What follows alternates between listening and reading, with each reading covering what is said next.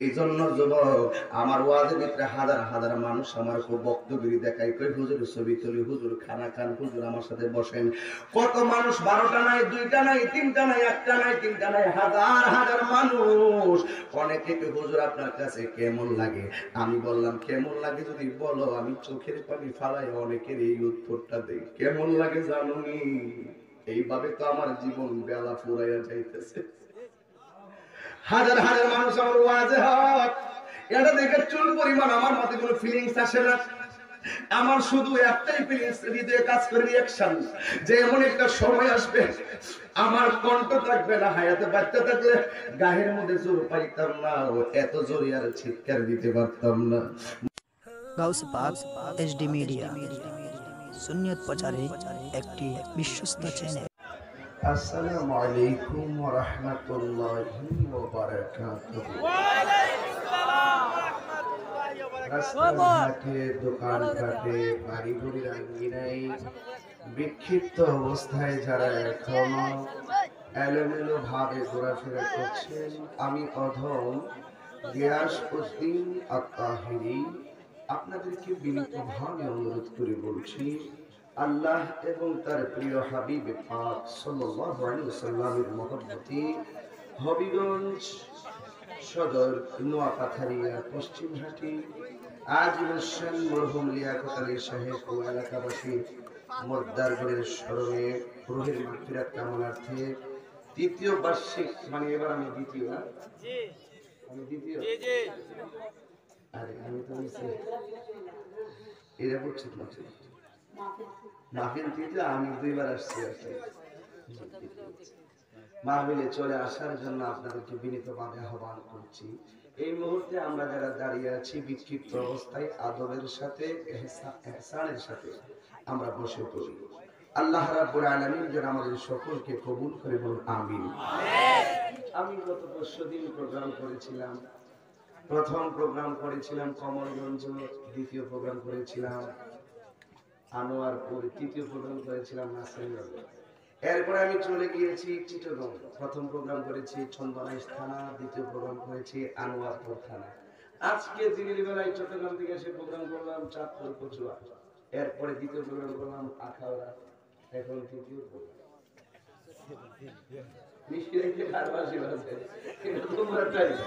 হবিগঞ্জ আসলে কিছু তরিকতে কথা কওয়ার লাগে, কথা কন ঠিক না বেঠিক?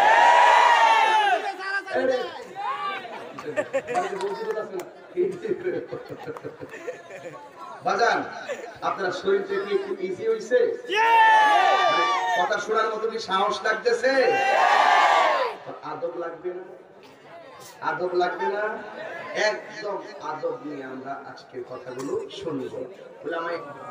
দুনয়নে রাসূল পাক দেখলে কেমন হতো,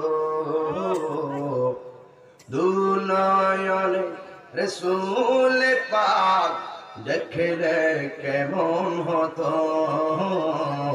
জন্ম আমার নবীর যুগে হলে কেমন হতো, বল জন্ম আমার নবীর যুগে হলে কেমন হতো। আল্লাহুম্মা সাল্লি আলা সাইয়্যিদিনা মাওলানা মুহাম্মদ ওয়া আলা আলি সাইয়্যিদিনা। দয়াল নবী পিছে নামাজ পড়লে কেমন হতো,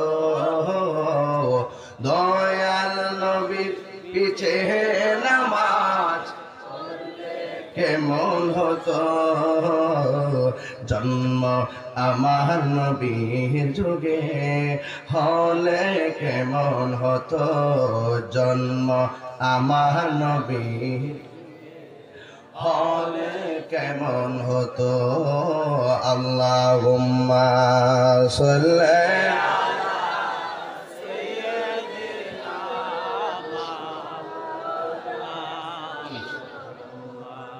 ওয়া আলা আলি সাইয়্যিদিনা মুআজ্জাজ ওয়া মুকাররম নোয়াপাথারিয়া পশ্চিম হাটি মরহুম লিয়াকত আলী সাহেব ও এলাকাবাসীর মুর্দাদের রুহের মাগফিরাত কামনায় আজিমুসান মহতি কনফারেন্সের সম্মানিত সভাপতি জনাব কিমত আলী সাহেব সহ সভাপতি জনাব সমুদ আলী সাহেব, আলতাফ আলী সাহেব, নমিজ মিয়া সাহেব, কদম আলী সাহেব, সুন্দর আলী সাহেব, জাহির মিয়া সাহেব, নূর মিয়া সাহেব, কিতাব আলী সাহেব, আমির হোসেন তালুকদার সাহেব, আফিদুদ্দিন সাহেব, করমউদ্দিন খান সাহেব, আবুল বাশার সাহেব, টেডু মিয়া সাহেব। প্রধান আকর্ষণ আন্তর্জাতিক খ্যাতি সম্পন্ন মুজাহিদে আহলে সুন্নাহ, আমার অত্যন্ত আদরের প্রিয়তম ব্যক্তিত্ব এই আপনাদের হবিগঞ্জ মাধবপুরের কৃতি সন্তান হযরতুল আল্লামা মাওলানা আব্দুল হালিম বিয়া কাদরি সাহেব মাদাজুল্লাহুল আলী বারাকাল্লাহু তাআলা ফি হায়াতিহি, সকলে বলুন আমিন। আল্লাহ হুজুরকে নেক হায়াত দান করুক, শরীরকে সুস্থ রাখুক, বলুন আমিন। আজকে অনেক উলামায়ে কেরাম এখানে আছেন, বিশেষ করে মাওলানা মুফতি তাহিরউদ্দিন খান Siddiqui, doctor M A Sobhan জিয়াদি সাহেব, মাওলানা গাজী ফজলুর হক তাহিরি সাহেব, মাওলানা হাফিজুল আমিন সাহেব কাদরি, মাওলানা হাফেজ জাহিদুল ইসলাম সাহেব, হাফেজ কারি নাঈমউদ্দিন আকন্দি সাহেব, আমন্ত্রিত অনেক উলামায়ে কেরাম, মসজিদের ইমাম খতিব বৃন্দ, এবং বিশেষ করে আমার অত্যন্ত স্নেহাস্পদ সোহেল আহমদ অনন্ত। এই সোহেল অত্যন্ত কষ্ট করছে আমার এই ডেট আনতে যায়। আমিও দেখছেন তো শিডিউলটা কেন বলছি যে এত ব্যস্ততার ভিতরে তার শিডিউলটা দিচ্ছি, কত বড় চাপের ভিতরে আমি এই প্রোগ্রামটা দিচ্ছি, অনেক কষ্ট। এরপর আমি আইসা রাত্রে 12টার পরে আপনাদেরকে পাইয়া আমি অত্যন্ত খুশি। আপনারা তো অবশ্যই বেজার, ঠিক কিনা? তাই না? আসেন শুকরিয়া তাহলে একবার করেন আলহামদুলিল্লাহ। লাখো কোটি দরুদ ও সালাম ওই নবীর নূরানি কদম মোবারকে, যিনি হায়াতুল নবী, নূর নবী, গায়েবের খবর দেনওয়ালা। সুবহানাল্লাহ কইতেন না?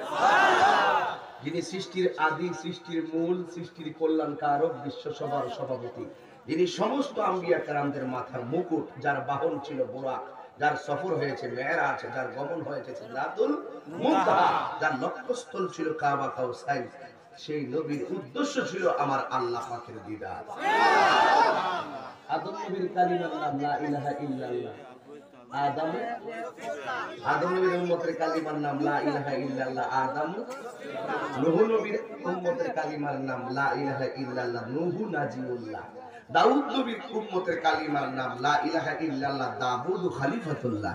মূসা নবীর কালিমার নাম লা ইলাহা ইল্লাল্লাহ মূসা কালিমুল্লাহ। ইব্রাহিম নবীর কালিমার নাম লা ইলাহা ইল্লাল্লাহ ইব্রাহিম খলিলুল্লাহ। ঈসা নবীর উম্মতের কালিমার নাম লা ইলাহা ইল্লাল্লাহ ঈসা রুহুল্লাহ। 313 জন রাসূল, কোন নবীর কালিমার পরে রাসূল শব্দের উল্লেখ নাই, একমাত্র আমার নবীর বেলায় আল্লাহ এত সুন্দর কালিমা লা ইলাহা ইল্লাল্লাহ মুহাম্মাদুর রাসূলুল্লাহ সাল্লাল্লাহু। আদম নবীর আল্লাহ সফিউল্লাহ বলেছেন, কালিমার ভিতরে বলে দিয়েছেন লা ইলাহা ইল্লাল্লাহ আদম সফিউল্লাহ। ইব্রাহিম খলিলুল্লাহর ব্যাপারে খলিল শব্দ লাগায়া কালিমা, মুসা নবীর ব্যাপারে কালিম শব্দ লাগায়া কালিমা, ইব্রাহিম নবীর ব্যাপারে খলিল লাগায়া খলিলুল্লাহ। কিন্তু আমার নবীর বেলায় আল্লাহ তো নবীরে বলছেন হাবিব, ইচ্ছে করলে তো আমার আল্লাহ এখানে কালিমাটা এবারে হওয়া দরকার ছিল লা ইলাহা ইল্লাল্লাহ মুহাম্মাদুন হাবিবুল্লাহ, কিন্তু এখানে হাবিব শব্দটা লাগাই নাই। এটা আমার আল্লাহ স্পেশাল, সুবহানাল্লাহ কোন কেন? এখানে বলছেন লা ইলাহা ইল্লাল্লাহ মুহাম্মাদুর রাসূলুল্লাহ। হিসাবে তো আদম নবীর বেলা বলা দরকার ছিল লা ইলাহা ইল্লাল্লাহ আদম রাসূলুল্লাহ, অসুবিধা তো ছিল না। লা ইব্রাহিম নবীর ব্যাপারে বলা দরকার ছিল লা ইলাহা ইল্লাল্লাহ ইব্রাহিম খলিলুল্লাহ, না বলে ইব্রাহিম রাসূলুল্লাহ। 313 জন রাসূল, কাহার নামের কালিমার ভিতরে রাসূল শব্দ নাই, আল্লাহ পাক নবীর কালিমার ভিতরে রাসূল বানায়া এখানে বুঝাইয়া দেওয়া হলো আমার রাসূল সকল রাসূলের চাইতে ভিন্ন রাসূল। এই কথাগুলো একটু রাত্র 7টা 8টার দিকে বুঝতে হয়, রাত্র 12টার পরে বোঝা যাবে না। কিন্তু বয়ান তো এখানে থাকবে না, বয়ান ইন্টারনেটে সারা বাংলাদেশ ছড়ে যাবে। কিন্তু কথা একটাই, আমার নবীর আল্লাহ হাবিব বলেছেন, এ বন্ধু তুমি আমি এমন নবীর উম্মত হয়ে গেছি যেই নবী শ্রেষ্ঠ, নবীর উম্মত হিসাবে সকল নবীদের চাইতে আমরা উম্মতরা নবীর কারণে শ্রেষ্ঠ।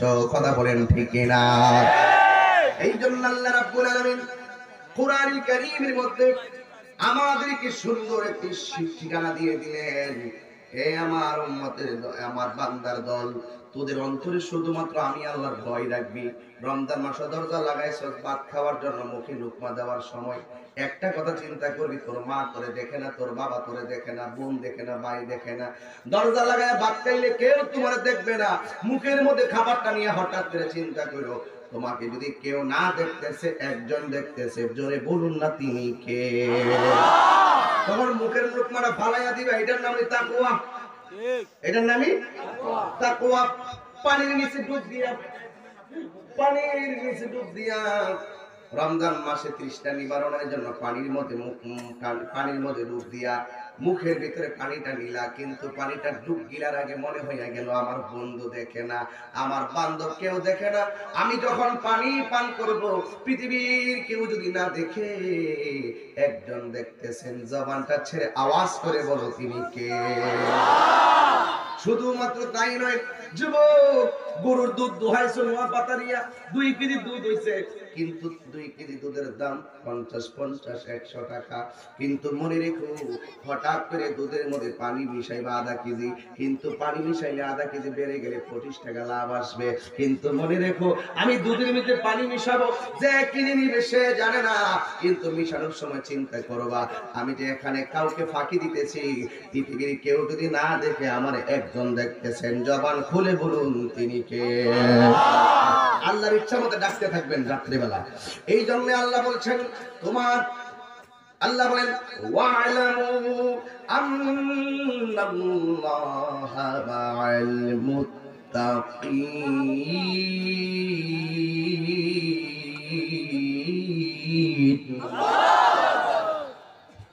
তোমরা জেনে রাখো, পৃথিবীর কেউ যদি তোমাদেরকে না দেখে, কিন্তু তোমাদের অন্তরে যদি আমি আল্লাহর ভয় থাকে, তোমাদের পাশে এমপি নাই, মন্ত্রী নাই, ওসি নাই, ডিসি নাই, বক্তা নাই, পিসাব নাই, কেউ লাগতো না, শুধু তোর অন্তরে আমি আল্লাহর ভয় রেখে দে, তখন মনে রেখো, একমাত্র তাকওয়াবান মুত্তাকি বান্দার সঙ্গে আমি আল্লাহ রাব্বুল আলামিন রয়েছি। এই জন্য আমার বাবারা, ঈসা পয়গম্বর রাস্তা দিয়া যাইতেছে, হঠাৎ করে দেখতেছে একটা কবরের মধ্যে দাউ দাউ করে আগুন জ্বলতেছে। ঈসা পয়গম্বর উম্মতের কবরের আগুন দেখে চিন্তায় পড়ে গেলেন, কিন্তু পরের দিন আমার উম্মতের কবর দেখার জন্য গেলেন, এখন কি অবস্থা? তখন তিনি গিয়ে দেখতেছেন যে এই কবরের ভিতরে আগের দিন দাউ দাউ করে আগুন জ্বলতেছে। ঈসা পয়গম্বর পরের দিন যাওয়ার পরে দেখতেছেন ওই কবরটার ভিতরে এখন আর আগুন নাই, ওই কবরের ভিতরে আমার আল্লাহ জান্নাতের সামিয়ানা বিছাইয়া দিয়েছে।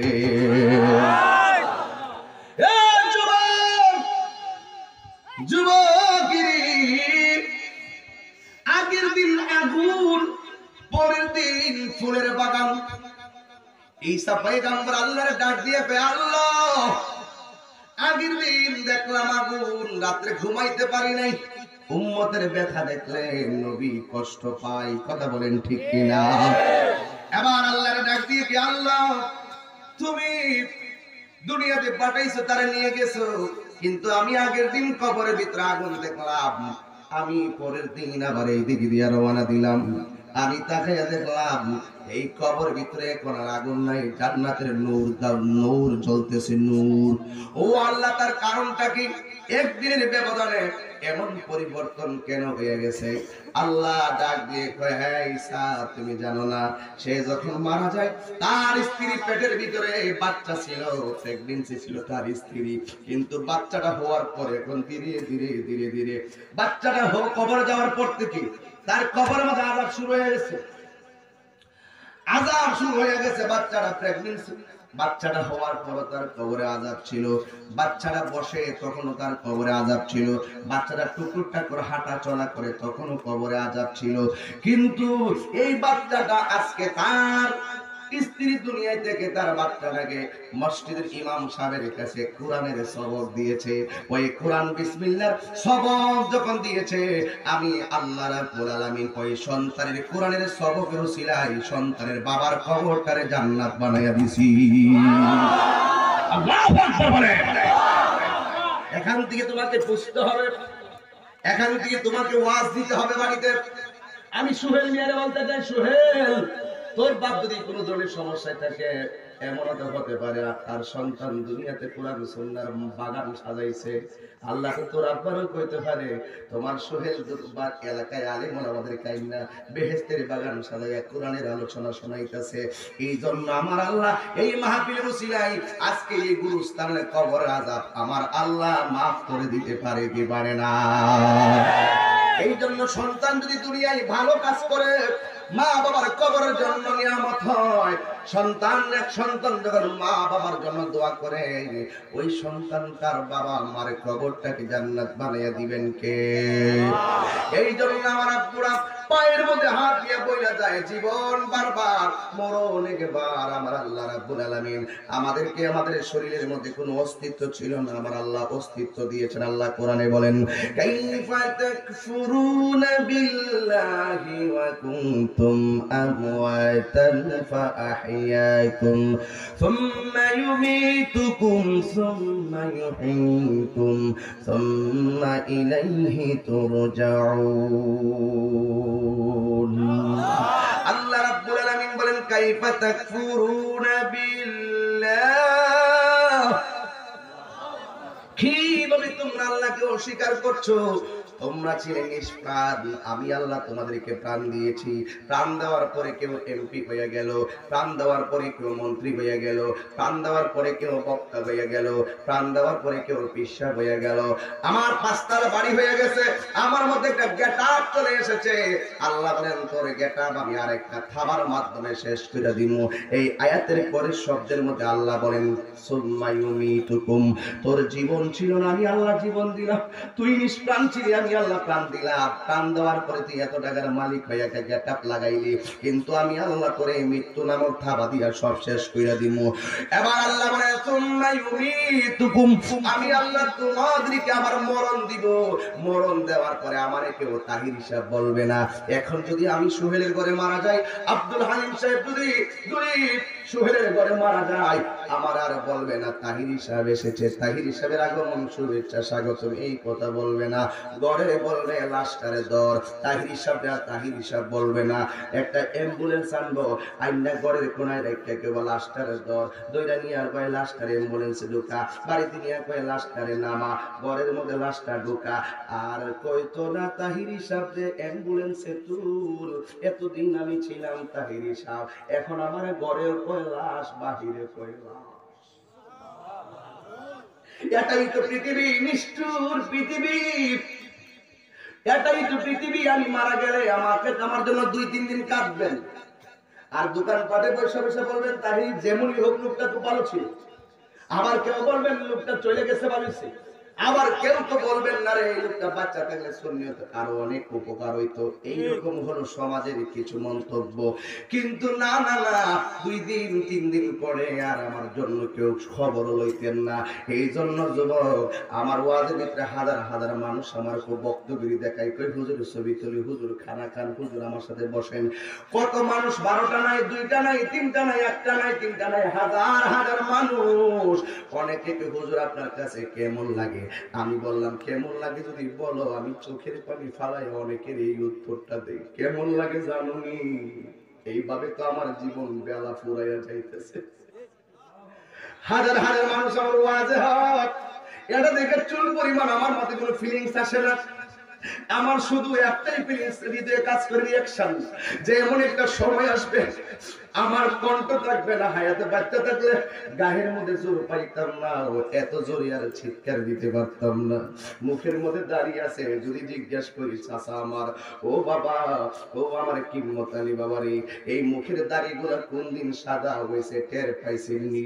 মুরব্বী আব্বা কইব, আল্লাহর কসম জীবনে অনেক পরিবর্তন দেখেছি, কিন্তু আমার মুখের দাড়িগুলো কোন দিন কালো থেকে সাদা হয়েছে আমি যারা পরিমাণ টের পাই নাই। কথা বলেন না কেন? এই জন্য মুরব্বীর জিজ্ঞাসা করি, আগের মতো বস্তা টানতে পারেননি? মুরব্বী বলবে পারি না। আগের মতো দৌড়তে পারেননি? মুরব্বী বলবে পারি না। আগের মতো কথা বলতে পারেননি? মুরব্বী বলে পারি না। আগের মতো চোখে দেখিনি? মুরব্বী বলে পারি না। তো কি পারেন? কই কিছুই পারি না, যেন মনে হইতেছে কবর আমারে ডাকতেছে। কি বাবা, সত্যি সত্যি বলতেছি, কবর আমারে ডাকতেছে। এই জন্যই তো মুরব্বীর ভাষায় বলতে হয়, আগের মতো চোখে আমি দেখি না তেমন, এ চোখ জানি হইয়া গেছে কেমনের কেমন। আগের মতো চোখে আমি দেখি না চোখ জানি হইয়া গেছে কেমনের কেমন। কেউ বুঝে না চোখে আমার কি হয়েছে, বলো আমার কি হয়েছে। আমি বলি আমার মরার চিঠি এসেছে, বলো না। আমি বলি আমার মরার চিঠি এসেছে। আগের মতো গায়ে শক্তি পাই না তেমন, শরীর জানে হইয়া গেছে কেমনের কেমন। আগের মতো গায়ে শক্তি পাই না তেমন, শরীর জানে হইয়া গেছে কেমনের কেমন। কেউ বুঝে না গায়ে আমার কি হয়েছে, বলো কেউ বুঝে না গায়ে আমার কি হয়েছে। আমি বলি আমার মরার চিঠি এসেছে। কারো বউ বলেছে বায়ু চোরে পাকে ধরেছে চুলের গোড়াই গো, কারণ কেউ বোঝে না কোন কারণে চুল পেকেছে। আমি বলি আমার মরার চিঠি এসেছে। জোরে কি আল্লাহু আকবার বলবেন না?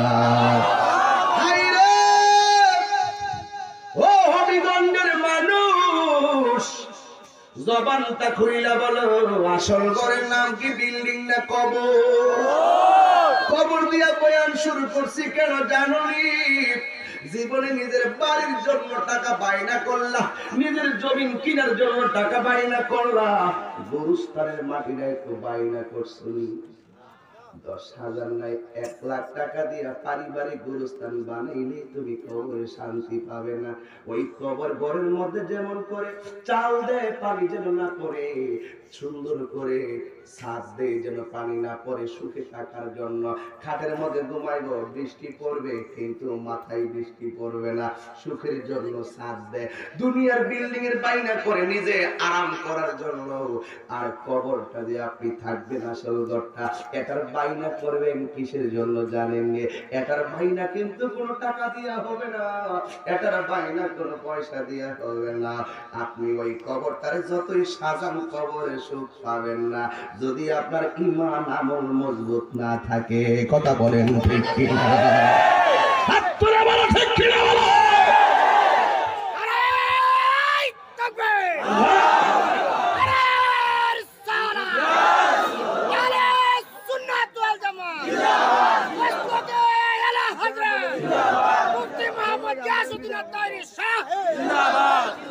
কথা বলুন ঠিক না বেঠিক?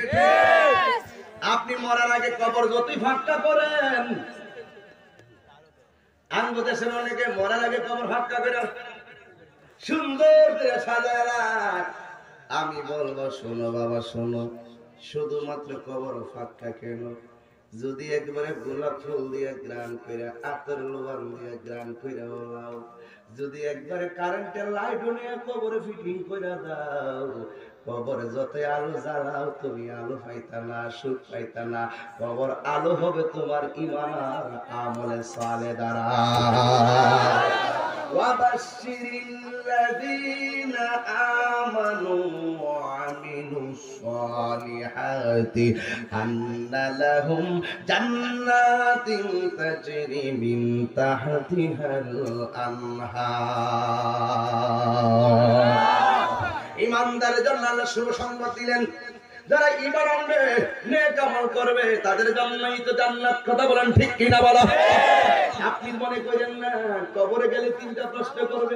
আপনি যদি নদীর মধ্যে ডুববা মারা যান, আপনার লাশটা যদি নদীর ভিতরে লাশটা যদি পড়ে থাকে রে আব্বা, এই বয়সের তো 3 ভাগের 2 ভাগ চলে গেছে, বয়সের 3 ভাগের 2.5 ভাগ চলে গেছে, বয়সের 3 ভাগের 3 ভাগে চলে গেছে, সব গেছে। কোন দিন মরণ হবে আমি তো বলতে পারি না রে। তোমার লাশটা যদি আপনাদের এলাকার নদীর নামটা কি? এই খোয়াই নদীর মধ্যে পানির মধ্যে ডুইবা যদি আপনি মারা যান, কোথায় লাশ গেল খুঁজে পাওয়া যায় না। এখন 1 মাস হয়ে গেছে লাশ খুঁজে পাওয়া যায় না, এই খবর পাওয়া গেছে লাশ আর নাই। মাছের টুকরাইয়া টুকরাইয়া আপনার গোশতগুলো খাইয়া ফেলাইছে, হাড্ডির জোড়াগুলো খুইলা খুইলা এক একটা কইরা কাদার নিচে চলে গেছে। আপনি মনে করেন না আপনার কবর হইছে না, কবরের শাস্তি বুঝি আপনি পাইবেন না। হাদিস শরীফে আমার নবী বলেন, যদি নদীর মধ্যে পইরা মারা যায়, মাছে যদি টুকরাইয়া টুকরাইয়া যদি তার গোশত খুইলা হইয়া যায়, লাশ যদি খুঁজে পাওয়া না যায়, কিন্তু কবরের যে 3টা প্রশ্ন, এটা থেকে কেউ রেহাই পাবে না। ওই নদীর ভিতরে তোমাকে প্রশ্ন করা হবে, আগুনের মধ্যে ডুবছো, আগুনের মধ্যে তুমি জ্বলতে জ্বলতে তেলে তেলে তেলে তেলে টুকরা টুকরা হয়ে গেছো, তোমার লাশের কোনো চিহ্ন নাই। মনে করো না তুমি মনে হয় 3টা প্রশ্নের উত্তর দিকে বাচ্চা যাইবা, না না না। আমার নবী কয় আগুনে পুইরা শেষ হয়ে গেল ওইটাই তার কবর, পানির মধ্যে ডিব্বা যদি শেষ হয়ে যায় এটাই তার কবর। এই জন্য যে খাই যাবে সে তাই আল্লাহর দরা কি নরম না শক্ত? ইন্না বাওশা রাব্বিকা লাশাদীদ,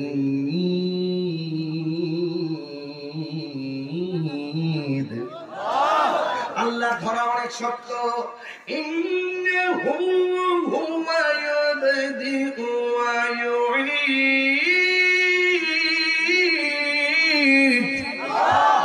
যিনি শুরুর মালিক তিনি শেষের মালিক। কথা কোন ঠিক কিনা বলেন? জীবন দিয়েছে কে? আবার নিয়ে যাবে কে? সুহেলের আব্বারে এই নোয়া পাতারিয়া গড়ের ভিতরে ঢুকছিল একটা ফেরেশতা, নাম কি?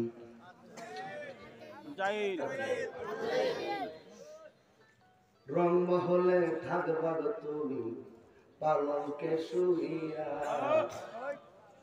এরপরে কি? সন্ধানে আজরাইল ঢুকিবে আসিয়া, ওরে দুয়ারে প্রহরী থইয়া প্রবেশ করলো কে মনে।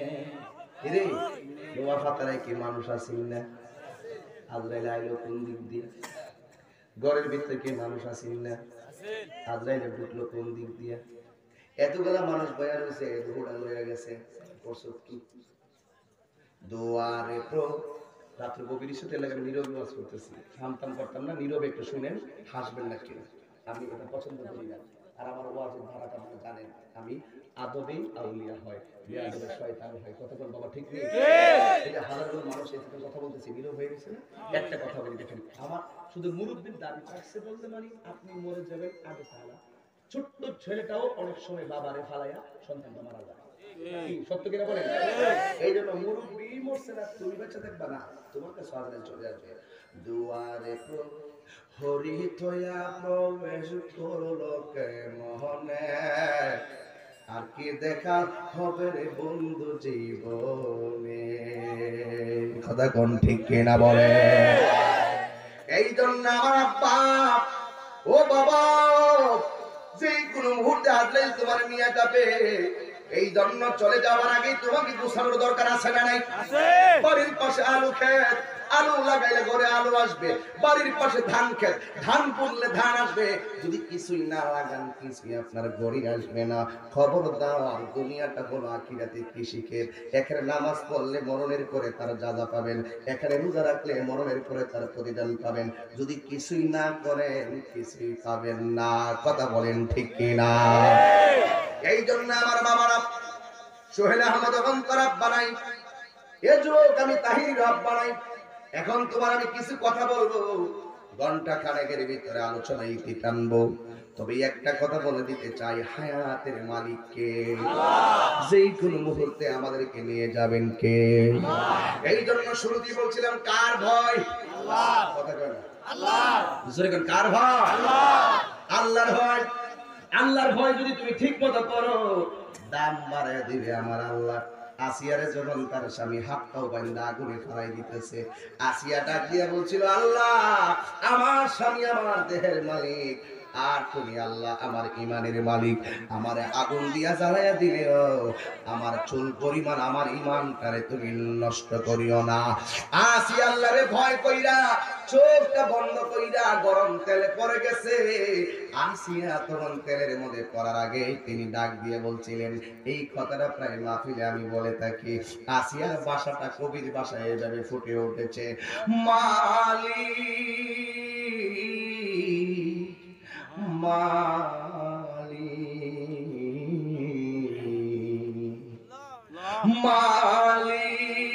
তুমি জান্নাতে, তোমার পাশে আমার একটা ঘর বানিয়ে দিও।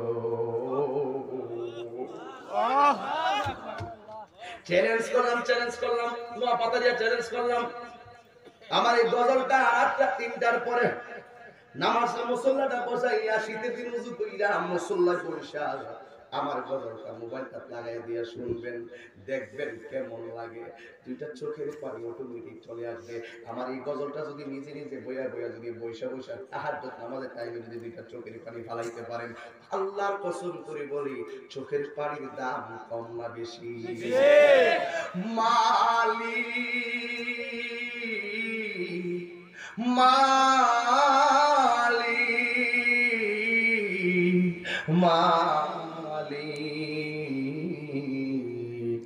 মালিক তুমি জান্নাতে, তোমার পাশে আমার একটা ঘর বানিয়ে দিও, একটা ঘর বানিয়ে দিও। ঠিক কিনা বলে? আল্লাহর কাছে সবচাইতে দামি তোমার চোখের পানি। কথা বলেন ঠিক কিনা বলেন? দেখ তাকায় দেখ চোখের পানিগুলো ছলছল করে, দেখ তাকায় দেখ চোখের পানি ছলছল করে। যদিও চোখের পানি গড়াইয়া পড়ে না, তার অন্তর কাঁদতেছে।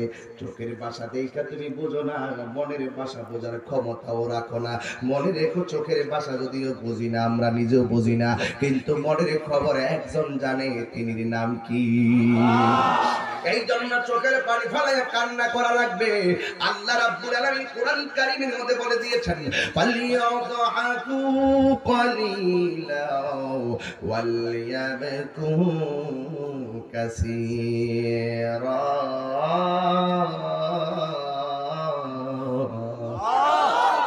ও বান্দা কম করে হাসো, বেশি বেশি করে তোমরা কাঁদো। এই জন্য কাঁদলে গুনাহ মাফ হয়, কাঁদলে সিনা সাফ হয়। যার চলে যায় সে বুঝে, যার আছে সে বুঝে না। এই জন্য বলেছিলাম তাকওয়ার কথা। কথা বলেন ঠিক কিনা বলেন? তাকওয়া মানে হলো আল্লাহর ভয়।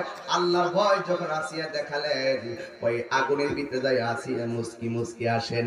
তিনি ডাক দিয়ে কয়, স্বামী গো, আপনি আমারে গরম তেলের মধ্যে ফালাইছেন, আর আমি উপরে তাকাইয়া দেখতেছি আমার আল্লাহ আমার জন্য 8টা জান্নাতের দরজা খুলে দিয়েছে।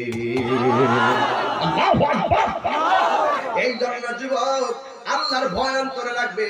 আল্লাহর ভয় যাদের অন্তরে থাকে, এরা কোনদিন রাতের বেলা যাইয়া এর ক্ষেত্রে আই কাইটা দিয়া আরেক জমিনের পানি তারা নিজের জমিনে আনে না। আল্লাহর ভয় যারা থাকে, তারা কখনো দুধের সঙ্গে পানি মিশাই না। কথা বল না কেন?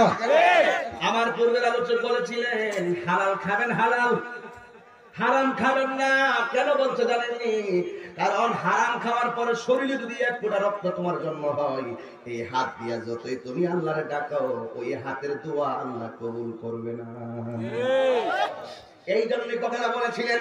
এর যুবক, অনুরোধ করে বলি, আপনি হারাম টাকা দিয়া যতই আপনি সওয়াবের আশা করবেন, ডাবল গুনাহ হবে, ডাবল গুনাহ হবে। এই জন্য আল্লাহর ভয় লাগবে।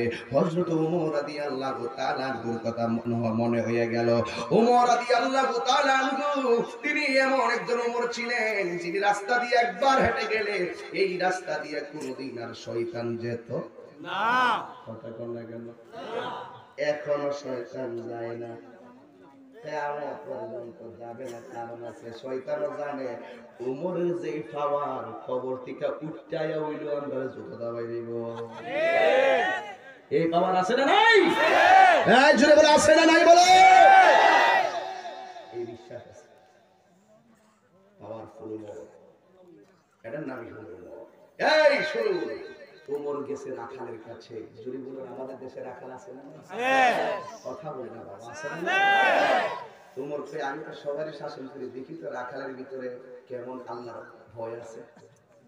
রাখাল বেজায় ডাক দেখে, রাখাল তুমি কি করো? আমি তো দুম্বা চড়াইতাছি, মেষ চড়াইতাছি। মেষ কত বড় মেষ হবে? কয়েক হাজার হবে।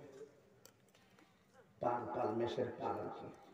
উমর বললেন ট্রাই করতেছে আর কি। উমর বলতেছে তুমি একটা কাজ করো, আমার কিছু মেষ দিয়া দিও। রাখাল ডাক দিয়ে কই, মেষের মালিক তো আমি না, আমার একটা মালিক আছে, আমি নাম রাখাল। উমর ডাক দেখে অসুবিধা কি, যায় কইবা 10টা বাঘে খেয়ে গেছে। কি জায়গায় নিয়েছে যায় মালিকটা যায় কইবা 10টা বাঘে খেয়ে গেছে, অসুবিধা কি, আমার 10টা দিয়া দিও। রাখাল ডাক দেখে 10টা না, যদি কই 100 মেষ বাঘে খেয়ে গেছে, আমার মালিক আমার এমন বিশ্বাস করে, 100 বাঘ যদি কই খেয়ে গেছে, আমার মালিক আমার কিচ্ছু করতো না। কি আমি বিশ্বস্ত একদম রাখাল আমার মালিকের। বাইরে দোস্তামি করে, তার মধ্যে 10টা গুণ আছে। যে 10টা গুণ যদি মানুষের মধ্যে থাকে, এই মানুষটা আল্লাহর ওলি হয়ে যাবে। কথা বুঝেন নিও? কোন সময় রাস্তা রিকশাওয়ালার কাছে এমন প্রেম থাকে, তার কাছ থেকে আমাদের অনেক জানার আছে। খালি ওয়াজ করে দিকে মাথা থাকি না কিছু না, থাকি না একবার বড় আল্লাহ বলি বলি কাম হইতো না কাম। এমন কিছু এমন কিছু প্রেম রিকশাওয়ালার কাছেও আছে, রাস্তার ফকিরদের কাছেও আছে, যেটা আমার মধ্যে না। ঠিক না বেটি? এটা হলো গর্বের জায়গা, পৃথিবী না। গর্বের জায়গা পৃথিবী না, পৃথিবী হলো নম্রতার জায়গা, ভদ্রতার জায়গা। প্রতিশোধ নেওয়ার নাম ইসলাম নয়, কুলাকুলি করার নাম ইসলাম। কথা বল না কেন? রাস্তার একটা ফকির সাথে ভালো ব্যবহার করতে হবে, ভালো ব্যবহার করতে হবে। আজকে যুবক ছেলেরা তোমাদেরকে বলছি, আদর রাখতে হবে। আদর, আদরে আনন্দ হয়। যার জীবনে যত আদর বেশি, বড়কে সম্মান করে, ছোটকে মায়া করে, এই লোকটা দেখবেন ধীরে ধীরে আল্লাহ তার সম্মান বাড়ায় দিবে। ঠিক না বেটি? এখানে আসেন তো, উপর ডাক দিয়ে কই, রাখাল তুমি 10টা বেলাও না কোনা, আমি তো একটা মালিকের চাকরি করি, অসুবিধা কি, জায়গা করবে বাগে খায়া বানাইছে। রাখাল ডাক দিয়ে যদি মালিককে বলি 10টা না 100টা খায়া গেছে, আমার মালিক আমার কথা বিশ্বাস করবো, অসুবিধা নাই। তাহলে তুমি আমার দিতে অসুবিধাটা কি? রাখাল ডাক দিয়ে কি, ওমর খলিফাতুল মুসলিমিন, আমিরুল মুমিনিন, আপনি অর্ধজাহানের খলিফা হতে পারেন, কিন্তু আপনি যতই বড় হন না কেন, আর শাসনকর্তা হন না কেন, যদি আপনি আমাকে বলেন আপনাকে ওই মেষগুলো দিয়ে দেওয়ার জন্য, আমি দিতে পারবো না। আমার মালিকরে বললে যদিও বিশ্বাস করবে, তারপর আমি দিতে পারবো না। আমার মালিকরে আমি ফাঁকি দিতে পারবো। ওমর একটা কথার উত্তর দেন, আমি আমার আল্লাহরে ফাঁকি দেব কেমন করে? আল্লাহু আকবার। এটার নামই হলো তাকওয়া। এটাই হলো তাকওয়া, যা কেউ দেখে না, দেখে কে? এই তাকওয়াটা হৃদয়ের মধ্যে ধারণ করতে হবে। এরপর ওয়াজ, এরপর ওয়াজের আগে কোনো ওয়াজ নাই। মনে রাখবা, আমার চেহারা দেখবার লাগাইছো নাকি ওয়াজ শোনার জন্য শুধু আসছো, নাকি ওয়াজ শুনে আমল করার জন্য আসছো? ওয়াজ শুনে যদি আমল করার মানুষ এসে থাকেন, মনে করলেন আপনার জীবন ধন্য হয়ে গেছে। উমর রাদিয়াল্লাহু তাআলা আনহু এমন উমর, যিনি বললেন মদ পান করা যাবে না, সবাই মদ এমন ভাবে রাস্তায় ফেলে দিলেন, একেবারে খালগুলো আষাঢ় মাসের বৃষ্টি পড়ার পরে খালগুলো যেমন করে ভরপুর হয়ে যায়, এমন ভাবে মদে খালগুলো ভরপুর হয়ে গেছে। মরুভূমির বালুগুলোর ভিতরে আষাঢ় মাসের বৃষ্টির মতন চিকচিকা পানি লেগে গেছে।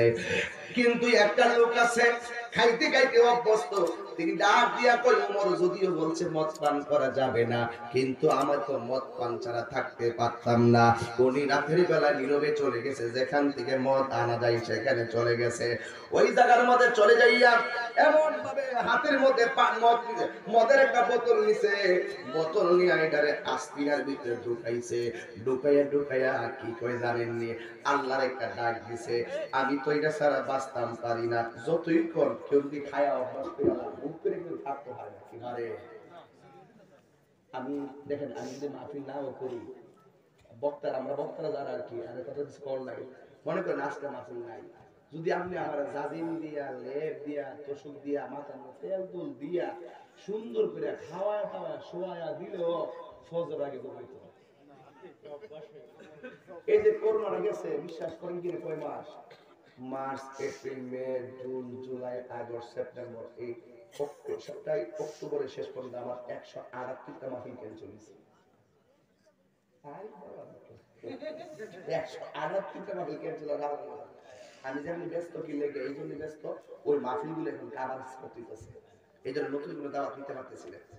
তো এই করোনা থেকে যে প্রধান 7 মাস বিশ্বাস যদি করে না আপনারা, একটা মিনিটে ফজর আজানের আগে নামাজটা না পড়িয়া চোখের মধ্যে ঘুমই আসে না।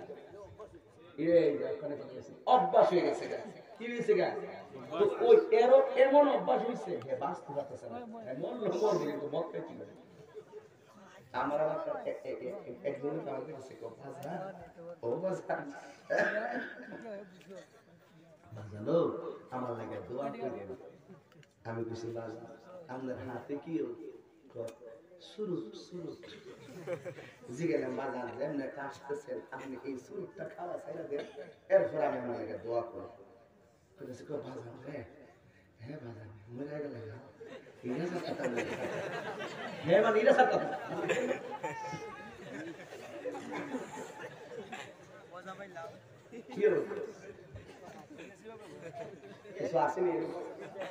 মানুষ ঠিক না বেটে, এই যে অনেকে এরা থাকবো কেমনে, এরা কানের মধ্যে আওয়াজ আয় করলে কি এরা গর্ব হয়ে থাকতে পারে? হ্যাঁ ঠিক কিনা বলেন? শেখ সাথে আব্দুল্লাহ সাদেক করি সাহেব আসলে পৈতার্থ বালা গুইয়া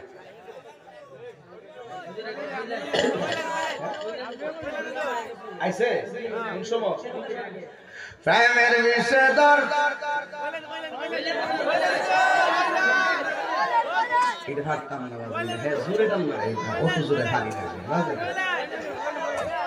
তোমরা যতই দুইটা ঠান্ডা আমি 5টা সাংগাম ত্রিশুয়াল অপেক্ষা করে আমি আইসি করবা একটু ওয়াজ করবার লেগে আইছি। তবে একটা কথা কর, আমি যাতে কোনো ওয়াজ করতেছি একটা কি বেলাইনে কথা কইছি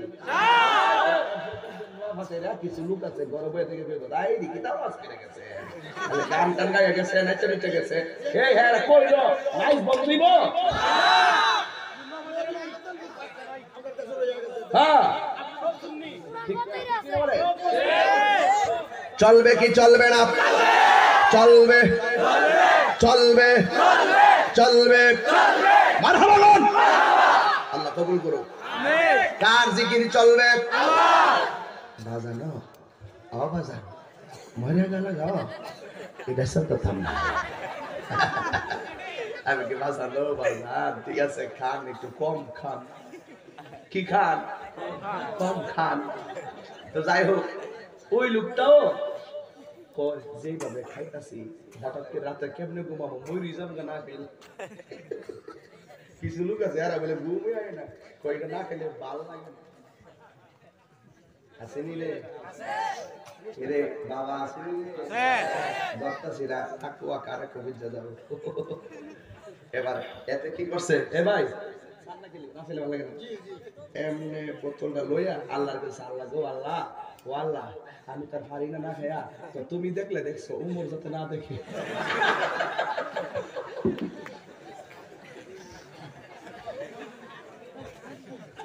কারণটা কি? কারণটা কি? কারণ হলো উমর যদি দেখতে ভালাই বিচারটা নগদ, আর আল্লাহ যদি আসামি বানা মরার পরে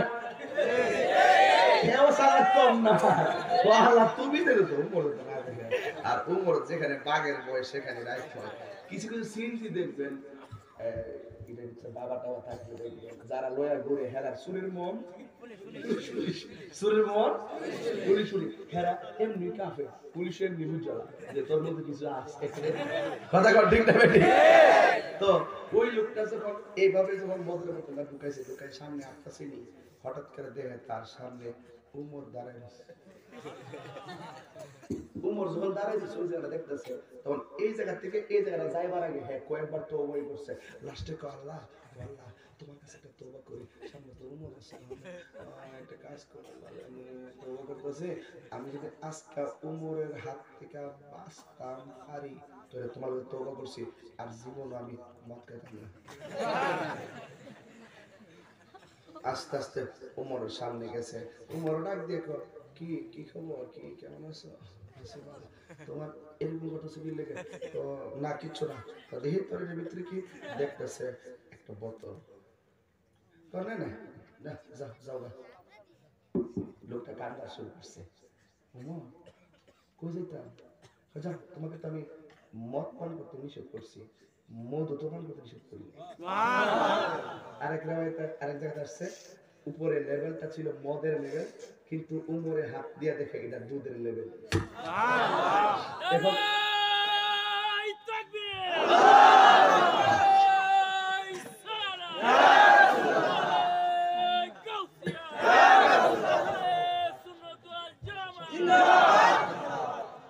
আল্লাহু আকবার বলেন।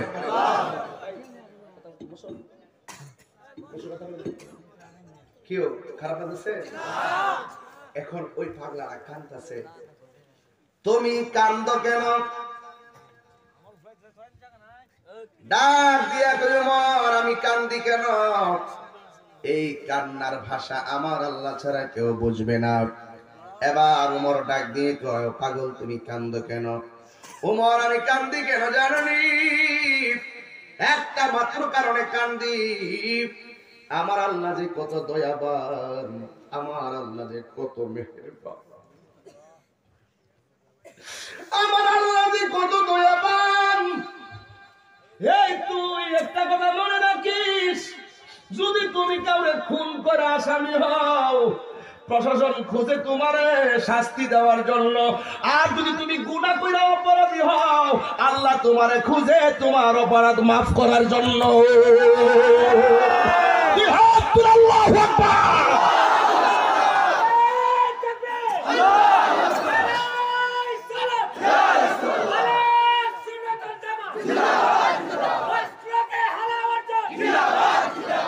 আল্লাহু আকবার বলেন, আরো জোরে করে আল্লাহু আকবার।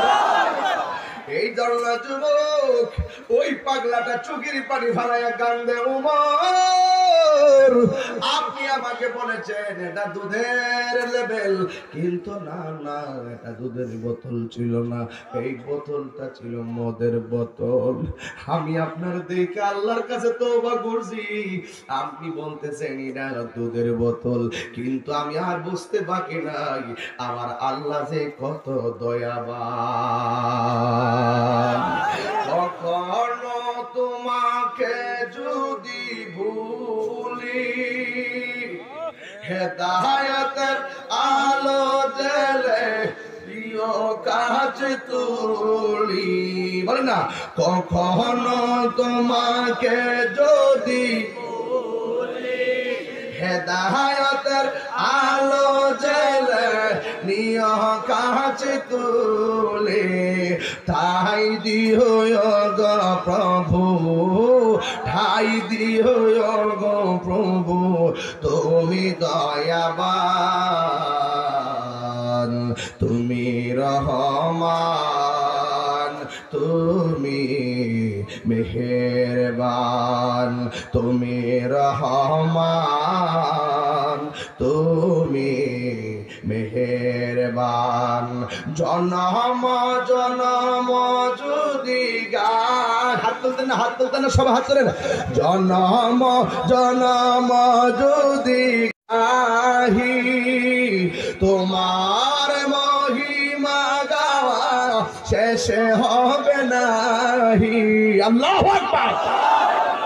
জনম জনম যদি গাহি তোমার মহিমা গাওয়া শেষে হবে নাহি। আরে দয়া করো মায়া করো, ও হে দয়াবান, তুমি রহমান, তুমি মেহেরবান। অন্ধ গাহে না শুধু তোমার গুণগান, বোঝে বুঝে না তব শান, তুমি রহমান তুমি মেহেরবান। একটা জবানও বন্ধ রাখবেন না গুনাহ মাফের মালিককে। এই লোকটা কি করলো? এই লোকটা কি করলো? তওবা মানে ফিরে আসা। আমি গুনাহ করছি আর করব না, এটার নাম তওবা। আমি মদ খাইছি আর খাইতাম না, এটার নাম তওবা। আমি জিনা করছি আর করতাম না, এটার নাম তওবা। আমার নবী বলেন, একটা মানুষ হারানো সম্পদ ফিরে পাইলে মানুষটা যেমন খুশি হয়, আল্লাহর কাছে বান্দা যখন গুনাহ করে তওবা করে, আমার আল্লাহ তার চাইতে কোটি গুণ বেশি খুশি হয়ে যায়। এই জন্য আমার যুবক ভাইয়েরা, এটার নামই হলো তাকওয়া। ওই তাকওয়া নিয়ে তুমি নামাজ পড়ো, কাজে লাগবে। ওই তাকওয়া নিয়ে তুমি রোজা রাখো, কাজে লাগবে। ওই তাকওয়া নিয়ে মায়ের খেদমত করো, তোমার কাজে লাগবে। কিন্তু আমি গুনাহগার, আমি তোমাকে একটা কথা বলে দিয়ে যায়, যুবক অনুরোধ করে বলি, আজকের মাহফিল থেকে কাহারু হক যদি নষ্ট করে থাকো, তওবা করে নাও, তার কাছে ক্ষমা চেয়ে নাও। এমনও হতে পারে তুমি যার হক নষ্ট করেছো তার কাছে ক্ষমা চাওয়ার সময় তোমার নসিবে না থাকতে পারে। ইমার্জেন্সি ব্যালেন্স আনে কি আনে না? রাতের বেলা 12টা বাজে, টাকা নাই, এক চাপুন চলে আসছে 57 টাকা অথবা 30 টাকা অথবা 50 টাকা ব্যালেন্স চলে আসছে 12টা 1 মিনিটে।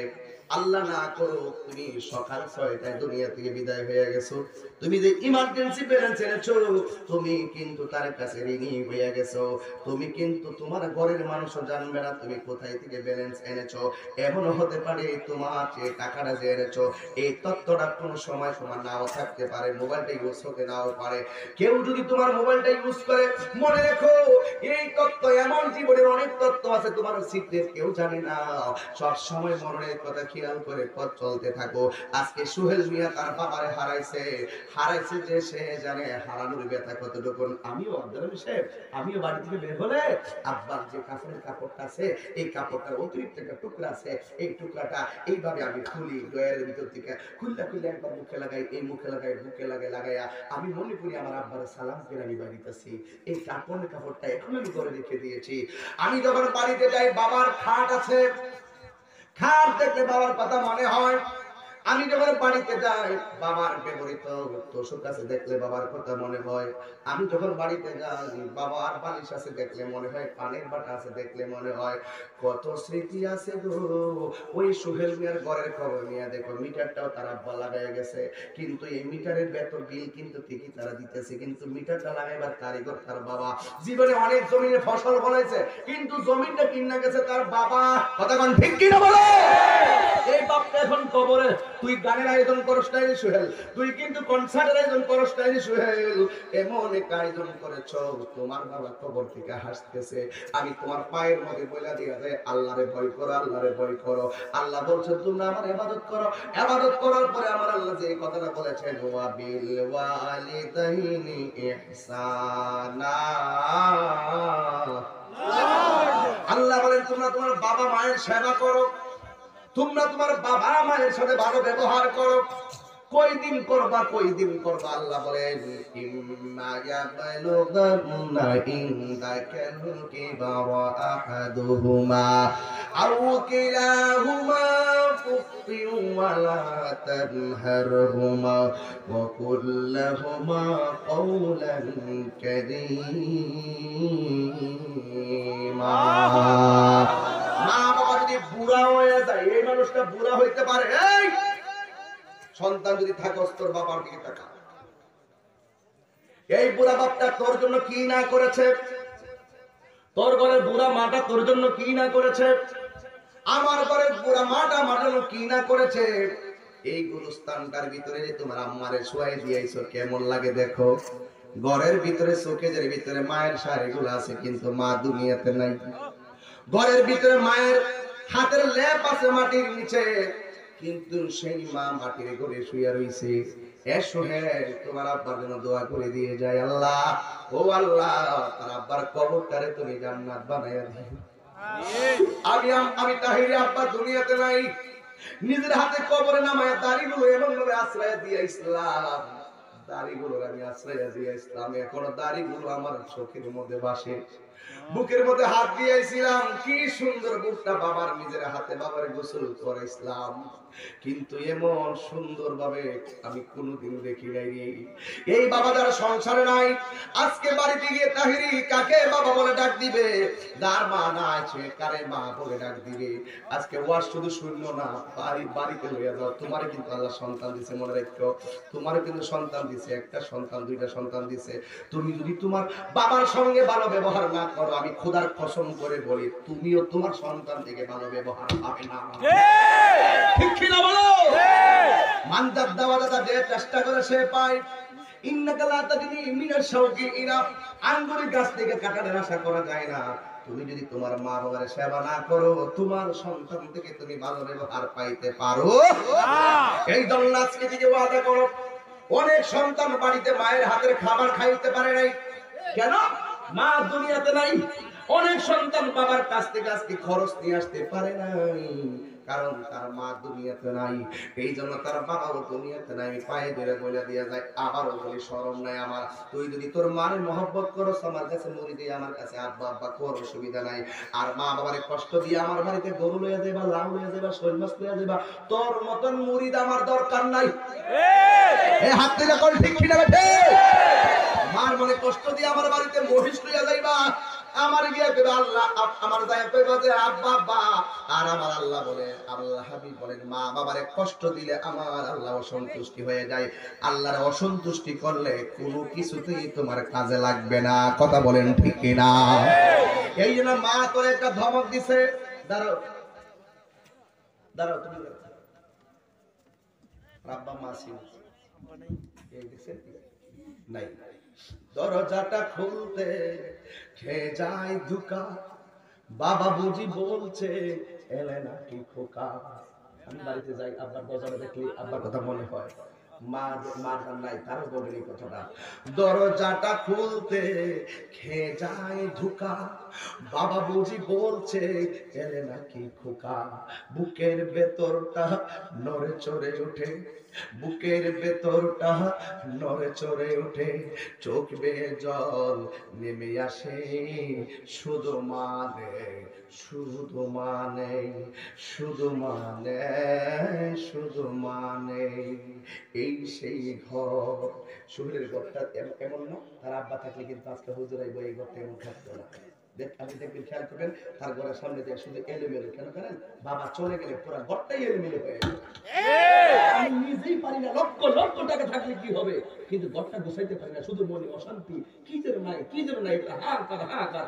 আজকে 5 দিন ধরে আমি বাড়ির বাহির বাড়ি যেতে পারি না, এক জায়গা থেকে আরেক জায়গায়, এক জায়গা থেকে আরেক জায়গায় শুধু ঘুরতেছি। কিন্তু কেন জানেন? এইভাবে আমার কোনোদিন হয় নাই। বাবা যখন বাড়িতে থাকতো তখন মনে মনে ভাবতাম যে আব্বা বাড়িতে আছে, আব্বার একটু দেখতে দিব, দৌড়াইয়া বাড়িতে গেছি গা, কিন্তু এখন শান্তি লাগে না। গাছটা মাথার উপর থেকে এই বট গাছটা চলে গেছে নি, এখন শুধু অশান্তি অশান্তি আর অশান্তি। এই জন্য আমি এইভাবে বলতেছিলাম, এই সেই ঘর, এই সেই খাট, বিছানার পাশে আছে পানের বাটা, চশমাটা পরে আছে পাশে, শুধু মানে শুধু মানে শুধু মানে শুধু মানে জানি ফিরে পাবো না হারানো তিথি, বাবা শুধু তাহিরির প্রেমে বাঁধা স্মৃতি। জানি ফিরে পাবো না হারানো তিথি, বাবা শুধু আজ তার প্রেমে বাঁধা স্মৃতি। বুকের ভেতরটা নড়ে চড়ে উঠে, বুকের ভেতরটা নড়ে চড়ে উঠে, চোখ বেয়ে জল নেমে আসে, শুধু মানে শুধু মানে শুধু মানে শুধু মানে। এই অনেকে আমার হুজুর প্রতি মাহফিলে 10 মিনিট কেন মায়ের কথাই শুধু বলেন, আমি বলি কি জানো নি, আমি লেখাপড়া করেছি, আমার কাছে লেখাপড়া গুলো সত্যি মনে হয় না। আমি ফার্স্ট ক্লাস পেয়েছি, ফার্স্ট ক্লাস গুলো আমার সত্যি মনে হয় না। আমার কাছে শুধুমাত্র আমার আম্মার দোয়াটার বাবার দোয়াটাই আমার কাছে বড় মনে হয়। এই জন্য আব্বু আজকে ভাবিলে মা বোন আসছেনি কতটা আছে, এ আমার প্রজেক্টরের মা, ও মা তোমার সন্তান অনেক আবার এখানে আসতে পারে, বাড়িঘরের মা বোনদের সন্তান এখানে আসছে। আম্মা তুমি হয়তো সন্তানগুলোরে দেখো না, আমি তোমাদের কথা বলতেছি। এখানে পোলাপান গুলো চোখের পানি ফালায়া ফালায়া তারা ছল ছল করতেছে। ও মা তোমার সন্তান যদি তোমার অতীতে কোনো কষ্ট দিয়া থাকে, আজকে নোয়া পাথারিয়া মাহফিলে তোমার সন্তানটাকে ক্ষমা করে দাও। এ সন্তান তুই যদি তোর মা বাবার মানে কষ্ট দিয়া থাকো, মা বাবার পায়ে যাই আজকে রাত্রে মাপ চাইবা। এখন অনেক ছেলে বলবে তোমার নামটা কি? সুমন আহমেদ জনি বলবে হুজুর আপনি যে বলছেন বাড়িতে যাইয়া মাপ চাওয়ার জন্য, কিন্তু আমার আব্বা তো দুনিয়ার মধ্যে নাই, কিন্তু আব্বা দুনিয়াতে থাকতে বালকের আব্বারে ডাকও দিতাম পারি নাই, অবহেলা করে করে বাবা ঘরটা বইরা নিছে খবর নেই নাই, কিন্তু বাপটা এখন কবরে। আমি আপনি বলছেন বাড়িতে যাইয়া মার পায়ে ধরার জন্য, বাবার পায়ে ধরে ক্ষমা চাওয়ার জন্য, হুজুর আমার আব্বা তো কবরে, আমি কার কাছে ক্ষমা চামু? তাইলে আমি তোমারে বইলা যাই রে জনি, আগামী শুক্রবারে বাবার কবরে পারে যায় দাঁড়াইয়া যাইবা।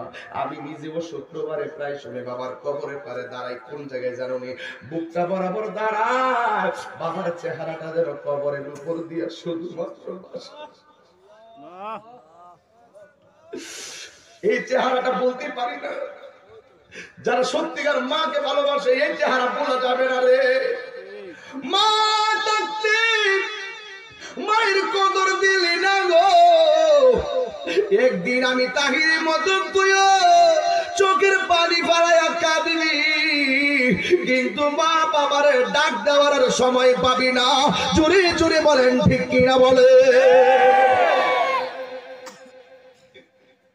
মাগো তোমার মতো লয় না কেহ, আমায় কোলে টানি, আঁচল দিয়ে মুছে না কে, আঁচল দিয়ে মুছে না কেউ আমার চোখের পানি। হায়রে মা জননী আমার, আমি কেমন করে দেব মাটি, আমি কেমন করে দেব মাটি তোমারি কবরে। মা তুমি আমার আগে যেও না গো মরে। বাবা ও বাবা, অনেক সময় ফুলহান কষ্ট দেয়, ঠিক না? আসলে এরা বোঝে না তো, এরা বোঝে না। এরা মনে করছে কি বাবা মনে হয় টাকার ব্যালেন্সটা জানলে বাবা সব লয়ে যাবো না। এরা মনে করে মা বুঝি টাকার ব্যালেন্সটা জানলে মা লয়ে যাবো না। আসলে না, মা জীবন ও সন্তানের কাছে 10,000 টাকা একবারে চায় না, 5,000 টাকা একবারে চায় না। মা মাঝে মাঝে চাই কি জানেন? পুত্রে 100 টাকা দিয়ে একটা পান আনতাম। আর বাবা কিন্তু জীবনে 10,000 টাকা চাইতো না। বাবা কোনো পুত্রে আমার কোমরটা একটু বেদনা করে, আমার একটু দেশ না, একটু প্যারাসিটামল আনতাম। কিন্তু বাবার কঠিন রূপ থাকলে তোরে কনা তোর টেহা নষ্ট হইব, আর তুই বাপটারে ফাঁকি দিয়া টাকা ব্যালেন্স করস। এই তুই কার লাগে টাকা ব্যালেন্স করস? এই কার লাগে করো? কার জন্য তুমি ব্যালেন্স করো? কার জন্য তুমি ব্যালেন্স করো? আজকে বাপটা বাংলা ঘরের ভিতর থাকে, তুমি ঢাকা শহর 5 তলা বিল্ডিং এ থাকো, আজকে তোমার মা বাবা বৃদ্ধাশ্রমে থাকে, ওই সমস্ত সন্তানদের উপর লানত, ঠিক কিনা বলো? তোকে জবাব দিতে হবে, তোকে জবাব দিতে হবে। এই মানুষটারে কখনো চোখের পানি ফেলায় কান্দিস না, এই মানুষটারে কখনো চোখের পানি ফেলায় কান্দাইও না। আমি একটা কথা বলে দিলাম, বাবার চোখের পানিতে যদি তোর কারণে বাইরে থাকে রে, মনে রাখিস, মনে রাখিস তুই 10 তলা বিল্ডিং এর মালিক হতে পারবি, জিন্দেগিতে সুখের মুখ দেখবি না, আখিরাতে আল্লাহর সামনে মুখ দেখাতে পারবি না, ঠিক কিনা বলেন? এই জন্যই তো আমার নবী বলেছেন, বাবাকে তোমরা কাবা জানিও, মদিনা জানিও মাকে, যদি গো তারা বেঁচে থাকে। ওই আমি সেবি নাই, সেবিতে পারি নাই, ওই আমি সেবিতে পারি নাই, সেবিও আমার উম্মত, সেবিও আমার উম্মত, সেবিও আমার উম্মত। এই একটা ঘরের কথা বলতে হয় আমার। আমি গত 15-16 দিন আগে বাড়িতে গেছি 3:30টার সময়। তখন আমার ভিডিও মেল ছিল, তারে বললাম যে কিরে খাবি কিনা, খামু। আমি আমার ডাক দিলাম, আম্মা আমরা একটু শুয়ে যাবো নামাজ পড়ে, একটু চাইলে ফাল্লে চাইলে ভাত রাইলে দাও। তখন আমার খাওয়ার পরে আম্মা ঠাস করে, মুরব্বী মানুষরা বউয়াই তো মনে করেন যে অনেক সময় চিন্তা করে কি দিব না কি দিব করতে করতে সময় অনেক লেট করে, কিন্তু মা মনে করে যে পেটটা খোদা এখন লাগছে, আপাতত যাই আছে খাখাইয়া পেটের খোদার একটু দূর করুক, এরপরে পরে রান্না করে দিব। মা সুন্দর করে রান্না করে আমার মাছটার দিয়া কি সুন্দর করে রান্না করে দিছে। আমি খাইতে বসে রান্না দিব, হঠাৎ করে আম্মার কথা মনে হইলো, ডাক দিলাম, আম্মা কই? আমার কথা আমি তো এখানে শুনে যাও। আম্মা আসছে, আমি সুন্দর করে মাছটার মাখছি, মাইকা নিজে নলাটা দেওয়ার আগে আম্মার হাতের মধ্যে নলাটা দিছি, দেওয়ার পরে আম্মা এমনি ভাত খাইতেছে, একটা নলা দিলাম, দুইটা নলা দিলাম। আম্মা ডাক দেখে, সত্যি তোর ছোটবেলা খাচ্ছ তোরা, এখনো তোর গেছে না। দেখেন আমি মাত্র 15 দিন আগেও আমি নিজের হাতে আমার আম্মার নলা তুলে খাওয়াইছি। দেখ যুবক, এটি কেন বলি জানো? একদিন তোর পোলাও কুরমা রুস সব থাকবে, ওই দিন মারে মিস করবি, ওই দিন মারে মিস করবি। কইয়া গেলাম কথা বলেন, ঠিক কিনা বলেন? ওই দিন বাপটারে মিস করবা। কত টাকা বাবা চাইছে, গোপনে গোপনে ব্যালেন্স করো, গোপনে গোপনে ডিপিএস করো। বাপ জানলে সমস্যা। আমার কোন জায়গায় কত টাকা কিভাবে আসছে আমার আব্বাও জানে, আমার আম্মাও জানে, সব জানে। আমার ভাইগুলা পর্যন্ত জানে, আমার পরিবার তো জানে, ওর ফ্যামিলিটাই জানে। কেন জানেন? কারণ এটাতে আল্লাহর রহমত আসে। 10টা টাকা ঘরের মধ্যে 4টা ভাই থাকলে 1 টাকা করে রুজি করলে কয় টাকা? 4 টাকা লয়াও না গিয়া 4 টাকা দিয়ে একটা কিছু কিনা ভাগ করে খাও। ঐক্যবদ্ধতার ভিতরে আল্লাহর রহমত আছে না নাই বলেন? এরা তুমি এদিকে যাও, এদিকে যাও না, মুরব্বি দেখতে পাচ্ছ না, যাও এদিকে, যাও এদিকে যাও। আমি কিন্তু বেশি লম্বা করে ফেলতেছি মনে হচ্ছে, যাও একটু যাও। আমি এত রাত্রে করবো আমি ভাবি না, কিন্তু এরপরও তোমাদের কাছে যে কথাগুলো খুবই প্রয়োজন, এই কথাগুলো বলবো। কেন জানো? কারণ আমার সমাজের ভিতরে সবচেয়ে বড় সমস্যা সাংসারিক সমস্যা। কথা বলো, পারিবারিক এমন কোনো বাপ নাই সন্তান হয়তো তার ছেলে দিয়ে আর তার ছেলের বউ দিয়া নির্যাতিত হচ্ছে না। কথা বলেন না কেন? আমি বলবো, মা গো, তুমি তোমার শাশুড়িটারে নিজের মায়ের মতো সম্মান করো। আর আমার বউ, আমার মাদেরকে বলবো, মা আপনার বৌমাকে আপনি নিজের মেয়ের মতো আদর করেন। এই দুইটা জিনিস যখন একটা ফ্যামিলিতে থাকবে, দেখবেন এই ফ্যামিলির মধ্যে রহমত নাজিল করবে কে? আল্লাহ। আজকে আমার পোলাপানগুলো, কয়েকটা পোলাপান দেখবেন ঘরের ভিতরে শান্তি সৃষ্টি করে। এরা যদি কেউ পড়ালেখা কর, হ্যাঁ গো পড়তাম না, কিরে আমার মোটরসাইকেল কিনা দিতে হইব, হ্যাঁ এটা কিনা দিতে হইব, মা কিন্তু এটা কিনা দেয় না। কে লেগে দেয় না জানেননি? কারণ মোটরসাইকেলে বেশিরভাগ অ্যাক্সিডেন্ট হয়। মার মনে ভয় হইল আমি তার মোটরসাইকেল কিনা দিব ছাত্র জীবনে, সেইটা নিয়ে ঘুরবো, আর যে কোনো মুহূর্তে আমার পোলা অ্যাক্সিডেন্ট করে মরে দিতে পারে। আর দেখ তোর বন্ধু তোরে কইব ভালো অ্যাপাচি কিন, হাং কিন, পালসার কিন, কিন্তু মা কইব হাং টাং পালসার টালসার কিচ্ছু বুঝি না, তোরে মোটরসাইকেল দিতাম না, কিরে তোরে হারাইবার ভয়ে। ছেলে যখন যাই বিদেশে, মায়ের চোখের পানি বালিশ ভিজে দো, ও ছেলের মুখ দেখিলে মায়ের কোনো দুঃখ থাকে না, মায়ের মতো না। আমি যেদিকে যাই আমার মাকে ছাড়া অন্য কিছু দেখি না, মায়ের মতো না। ঠিক না বেঠি বাবা? তোর বন্ধু বান্ধব যেটা বুঝবো, আমি তো এটা বুঝলে চলতো না। তোরে আমি এত কষ্ট করে লালন পালন করলাম, তোরে হারাইবার ভয়ে আমি তোর এগুলা কিনা দিই না। মারে জিম্মি বানাই অনেক খোলা পান। এটা কেন করে জানেন? একমাত্র বন্ধুদের পাল্লাই করে।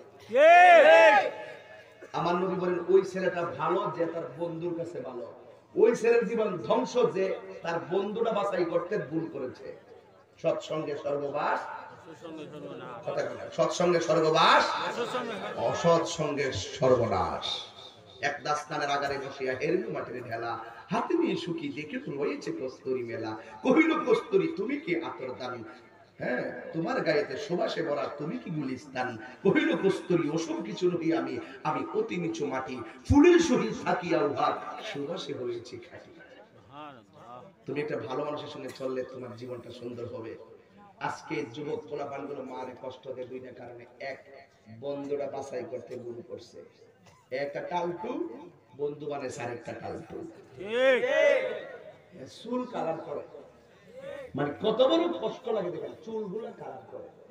এই ছেলে তুমি যদি চুলটা কালার করো, এই টুপিটা হাত কালার করছে রে,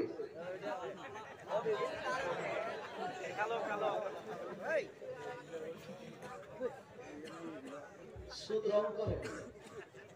আবার আমরা দেখতেছি না আমরা দেখলে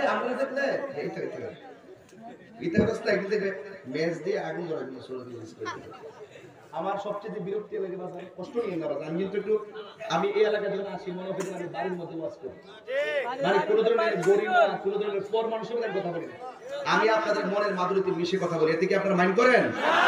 এখানে আসতে হবিগঞ্জ যেটা আমার বাড়ির মতোই মনে হয়। এমপি মহোদয় থেকে শুরু করে এসপি ডিসি থেকে শুরু করে ও এসআই থেকে শুরু করে আপনাদের জেলা পরিষদের মেম্বার থেকে শুরু করে প্রত্যেকটা লোকের সাথে আমাদের একটা মেয়র সহকারে, মেয়র মহোদয় সহকারে আমার একটা আত্মার সম্পর্ক হয়ে গেছে। এই জন্য আমি মনে করি এই এলাকা আসলে মনে হয় যেন আমি আমার নিজের গ্রামে আসছি, এই জন্য আমি আমার গ্রামের ভাষায় কথা বলি।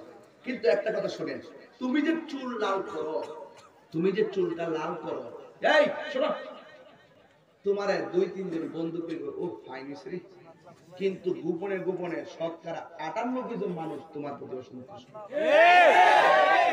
তোমারে কিছু না করে তোমার বাবারে কর, তোমার পুত্রটা কি হইছে, মাথায় রং করে চুলটা উল্টাপাল্টা ঘোরাফেরা করে, ওই বাপটা তোর লোকে পারে না। কি জানিস তুই যখন বইটা চোখ না, তোর বাবা তোরে সুন্দর করে, তোর মায় মাঘ মায়ের শীতে ডান পাশে প্রস্রাব করছ, বাম পাশে নিচে, বাম পাশে প্রস্রাব করছ, বুকের উপরে রাখছে, বুকের উপরে প্রস্রাব করছ, কোলে লইয়া বয়ে দিচ্ছে। এইভাবে তোমার শুরু থেকে বড় করছে। আর তুমি কি করছো? শরীরের শক্তি বানাই দেওয়ার পরে বাপটা যখন আবার তুমি ছোটবেলার মতন দুর্বল হয়ে গেছে, তখন তুমি মনে করো বাপটা দুর্বল, তোরাই আমার লাগাল পাইব, আমি যেটা মন চাই এটা করুন না। এটা কথা বলছে না, রব্বির হামহুমা কামা রব্বায়ানি সগীরা, মানে এটা না, এটা হলো আল্লাহ গো ছোটবেলায় আমার বাপ মা যেমন করে আমি হাঁটতে পারতাম না হাঁটা শিখেছে, কথা বলতে পারতাম না কথা শিখেছে, লেখাপড়া করতে পারতাম না টাকা দিয়ে লেখাপড়া করেছে, আল্লাহ আমার বাপ মা যেমনি আমার রহম করছে, ঠিক তুমি এমন ভাবে আমার বাপ মার উপরে তুমি রহম করো।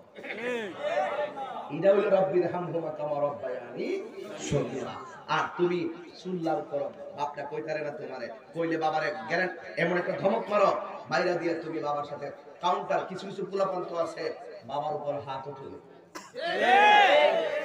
কথা বলে কি লিগে এই সর্দারিটা করে আমাদের দেশে। সর্দাররা ঝগড়া লাগছে সন্তানের লগে, বাপ মা সর্দাররা যায় বাপ মার কথা একটা ধমক মারে, কি দাও হয়েছে তোমরা বাদ দিন ঘরে ঘরে, কি দাও হয়েছে তোমরা ঘরের মধ্যে, তোমরা লেগে থাকা তোমরা আসলে শাসন করছো। আর ইটা হলো তুমি যে তোমার পুত্রের যে এটা কও, ওহন কি শাসন করার বয়স আছে? তুমি যে এটা করো, তুমি নামাজ পড়বা, তুমি যদি পড়বা আল্লাহ বিল্লাহ করবা, তুমি কি লেগে ফলো না সামনে করছো?